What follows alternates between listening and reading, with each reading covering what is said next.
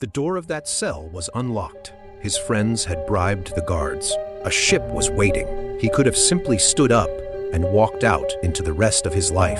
He didn't. To understand why the wisest man who ever lived chose to die, and who really betrayed him, we have to go back to the beginning.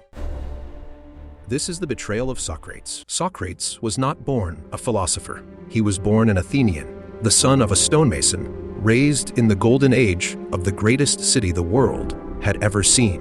And when Athens went to war, Socrates went with it. At the Battle of Paideia, he saved the life of a wounded young soldier named Alcibiades, standing over his body and holding off the enemy alone. At Delium, when the whole Athenian army broke and fled in panic, witnesses said Socrates retreated so calmly, so utterly without fear, that the enemy soldiers decided to leave him be. Remember this. This was not a man who hid from his city. This was a man the city owed its sons' lives to. Athens would forget that, all of it. When the wars were over, Socrates did something stranger than fighting. He started asking questions. A friend of his had traveled to the oracle at Delphi and asked whether any man alive was wiser than Socrates. The oracle answered, no one. Socrates couldn't believe it, so he set out to prove the god wrong. He went to the politicians, the poets, the celebrated craftsmen, everyone the city called wise, and he questioned them, one by one, and every time he found the same thing. They did not actually know what they claimed to know. They only believed they did. And so Socrates reached his conclusion. He was wiser than these men in exactly one way. He alone knew that he knew nothing. It sounds humble. It was not received humbly. Picture the most powerful men in your city exposed as fools in the middle of the public square, not with insults, with simple questions they could not answer. And picture their sons, the young men of Athens, gathering to watch and laughing and following him to see him do it again tomorrow. Socrates was making the city's most important men look like frauds. They would remember that too. And then Athens lost everything.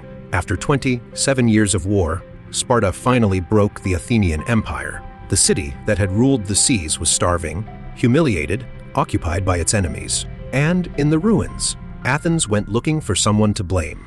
This is where it turns. Two of the men most responsible for the catastrophe had once sat at Socrates' feet. Alcibiades, the very soldier whose life he had saved, had betrayed Athens, defected to Sparta, and helped bring down his own city. And Crito became the cruelest of the 30 tyrants, the Spartan-backed regime that murdered thousands of Athenian citizens in a single year of terror. When democracy was finally restored, the city was traumatized, grieving, and hungry for revenge. But it could not punish the dead, and it could not punish Sparta. So it turned to the teacher. It did not matter that Socrates himself had defied the 30 tyrants, that when they ordered him to help arrest an innocent man for execution, he had simply refused and gone home, risking his own life. It did not matter that he had stayed loyal to Athens for 70 years. In the city's grief, the man who asked too many questions was rewritten into the man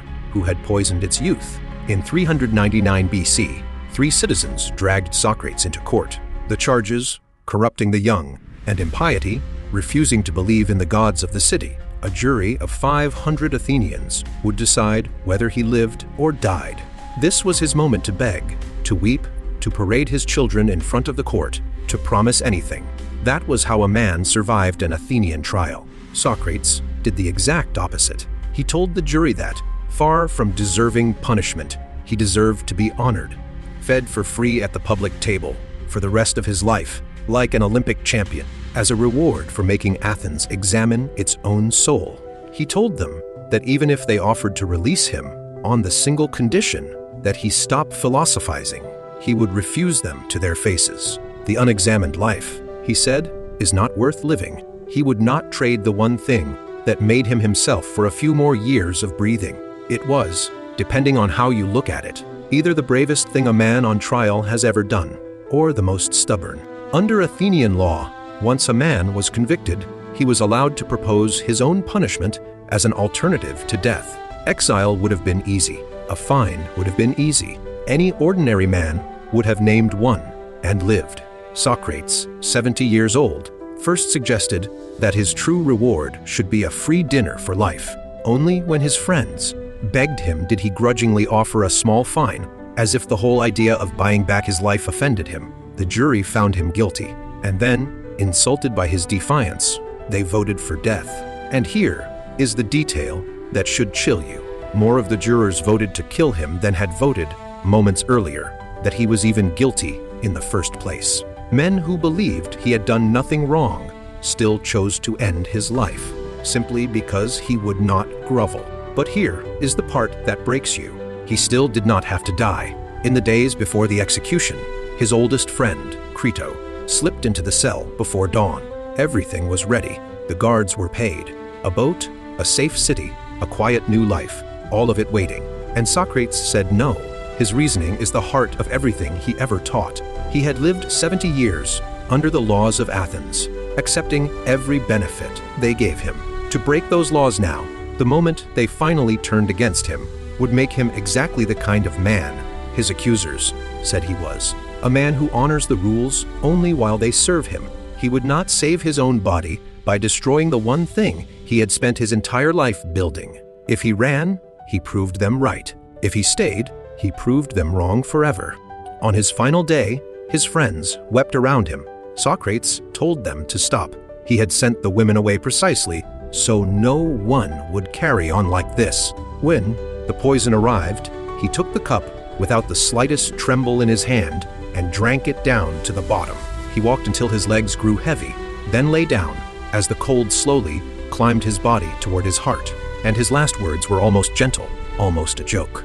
"Crito," he said, "we owe a rooster to Asclepius. Do not forget to pay the debt. Asclepius was the god of healing, the god you thanked when you were cured of a sickness." With his final breath, Socrates called his own death a cure, and then he was gone.